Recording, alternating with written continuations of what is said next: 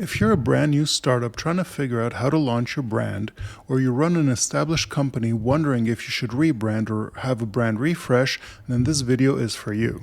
Today, I'm walking you through the exact 7-step checklist I give all my clients before they spend a single dollar on any branding work. The simple process helps you get a clear idea on what you need so you don't spend any of your budget on the wrong thing.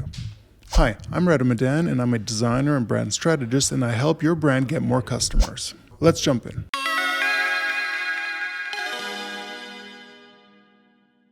The first thing you have to ask yourself before starting your branding journey is why. Why are you contemplating doing a brand or rebrand or refresh? If you're a startup, of course, you don't actually have a brand yet, so it's kind of obvious why you need one. However, I think it's important to still ask yourself a few key questions to see which direction you may want to go with the brand. Are you trying to build brand awareness? Are you trying to launch a product right away and you need some sales? Or perhaps you just want to get some new clients? For established brands, the questions are a little bit different, but let's go through them anyway. Even though this is a simple checklist, it is after all a self-assessment, so it's important that you work through this checklist so that you get a better idea and understanding what it is that you actually need. Let's look at some of the reasons why you might need some branding. If you're a brand new company, then that's already obvious. But if you're an established brand, perhaps you want to modernize or refresh your outdated or irrelevant brand image. What does that actually mean? Well, if you've been in the market for a while, perhaps your market is becoming stagnant, or perhaps sales are going into a different direction, at which point it might make sense to look at a rebrand, perhaps to target a new market or go in a different direction. So this is one of the main reasons. We're going to spend the most time on this section because it is foundational. If you don't know the why, you're going to go in the wrong direction when it comes to branding. Another principal reason, it might be an update due to significant company changes. If your company has been acquired or you're acquiring a different company, the merger or the acquisition has to reflect the new ownership structure, perhaps the parent company's brand guidelines, etc.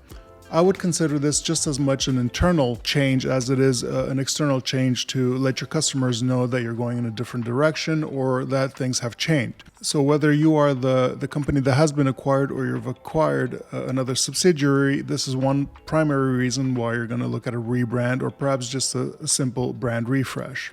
Another one worth mentioning is the evolving business strategy, or if you're entering new markets or you're coming up with new products. A new market might have a different brand awareness, a different language that you might want to use, or perhaps your products are somewhat different.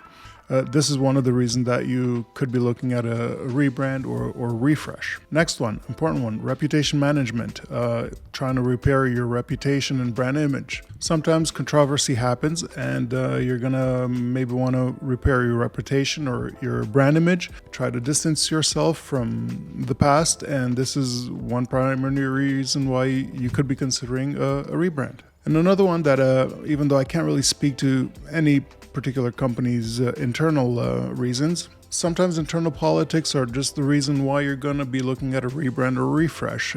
Perhaps department heads will want to go in a different direction, and that's something that speaks to internal politics, which happens from time to time. So that's another reason why you might be looking at a rebrand. And of course, one of the most important ones is to stand out from your competitors in a crowded market. If you've been in a certain market for quite a while and things feel stagnant, and maybe you want to just be ahead of your competition or have a different feel, a different look, to set yourself aside from the competition and say, hey, we're different. This is one of the primary reasons that people also consider a rebrand and a refresh. We've answered the why of branding. Now let's look at the how. The first question you want to ask yourself is, do I need a rebrand, or is a simpler brand refresh enough? And 40% of business leaders are not necessarily certain on this. Let's look at the differences. So a full rebrand, that's a fundamental shift in values, positioning, or name. In other words, it's higher disruption and higher cost. Here you may actually change the entire logo, color palette, the brand identity guidelines, everything. It's similar to starting over from scratch. Whereas a brand refresh is more of an evolutionary update to the visuals or the messaging. So here, We might even be keeping up the same logo, maybe small tweaks. We might continue to use the exact same color palette.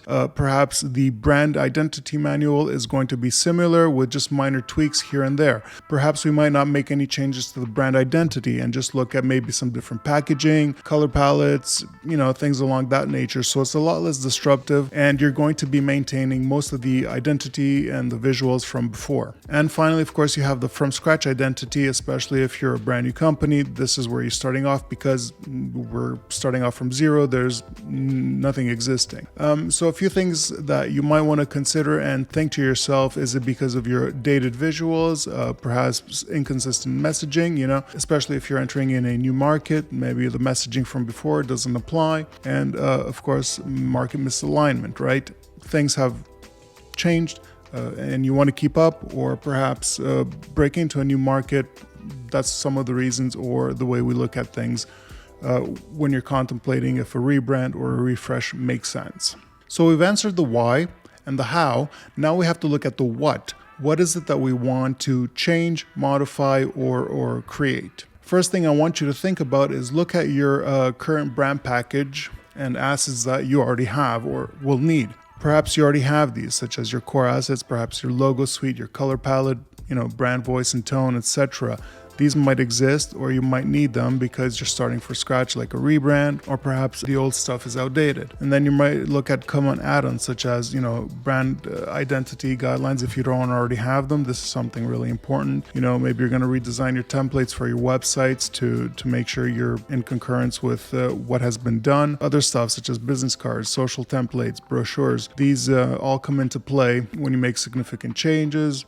If you have products that you sell, the packaging will have to be updated, perhaps new naming or some other sub-brand definitions. And what if you're looking at motion graphics or templates to make animations? That's another add-on that you might want to consider, which leads to the last bit, which is the package level estimate. Think about what you're going to need from here. That way you might get a better idea if a basic refresh is enough, comprehensive rebrand is what you're looking at, or if it's completely from scratch. So take the time, look at all of these things that you might be considering and see what you need. Because after all, if you don't know what you need, you don't know how to spend the budget, and you could be overspending on stuff that you may need. For example, maybe business cards are no longer useful to you because everything is digital. So it's going to be business cards, and print might not interest you whatsoever. Whereas you might want to spend maybe more of your budget on motion graphics for online or social.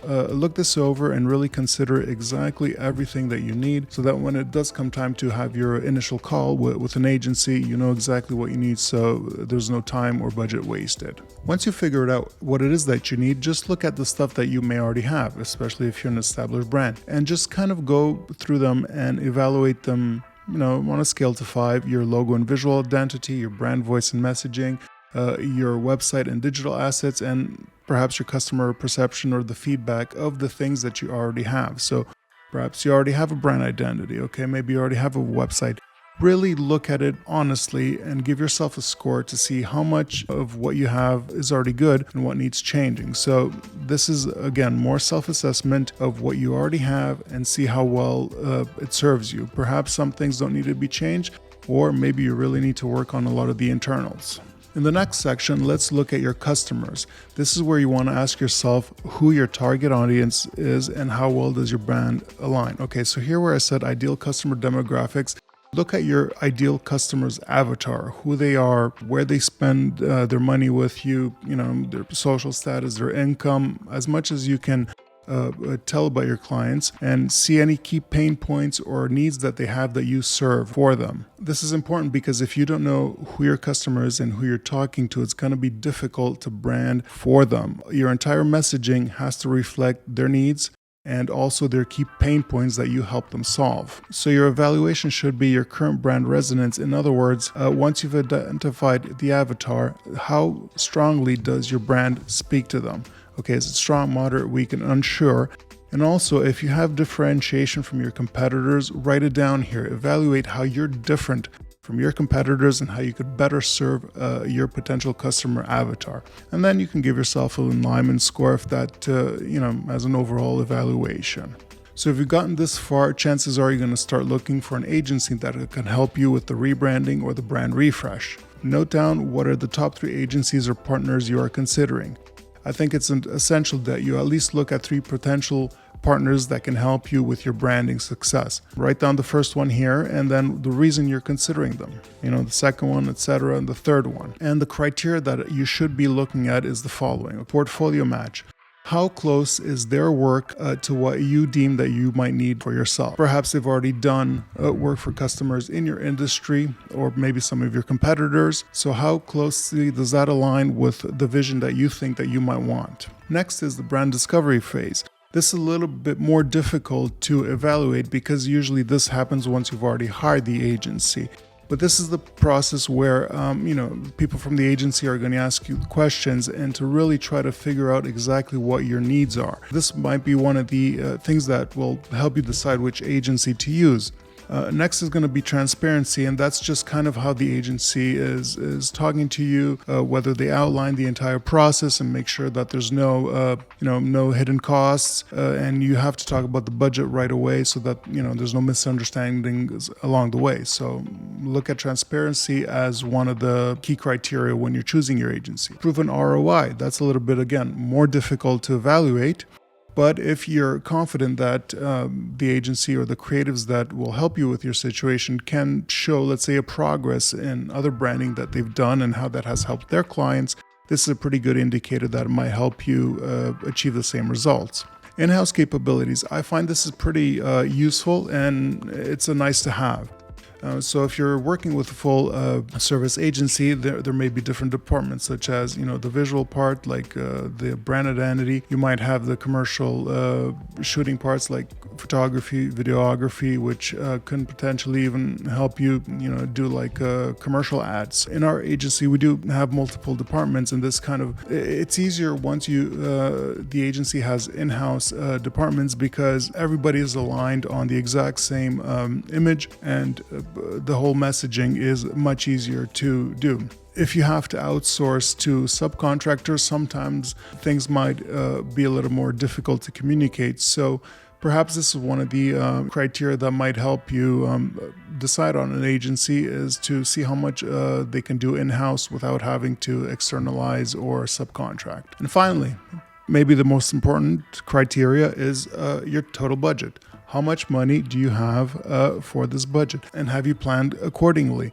If you know you have this many dollars, how are you going to break that down? Okay, you might look at how much percentage, you might look at research and strategy. This is generally if you're entering new markets, trying to launch a new product, a lot more might go into the research portion, not so much into the creative. The design and the assets, this is work such as the brand identity, the guidelines, the color palettes, etc. You have the implementation and the rollout, okay? You want to launch. Does that mean you're going to do a marketing campaign? Is it going to be online? Is it going to be social? Print, traditional media? Have a look at how much you want to spend there. And then your contingency, right? You always want to set aside a little bit of money on things that you may or may not be aware of or might become a problem. Perhaps a little more ad spend.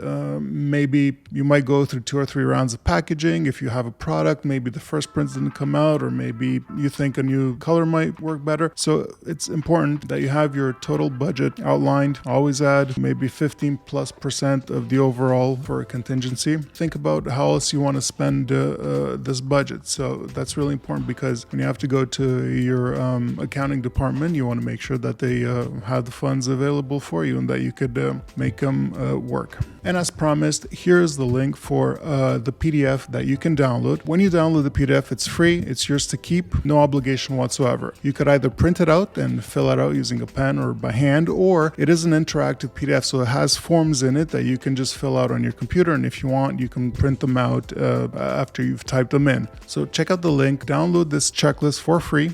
If you got value from this video, I want you to give it a like and share it with somebody else who might find it useful, and consider subscribing to this channel. I wish you all the best in your branding journey.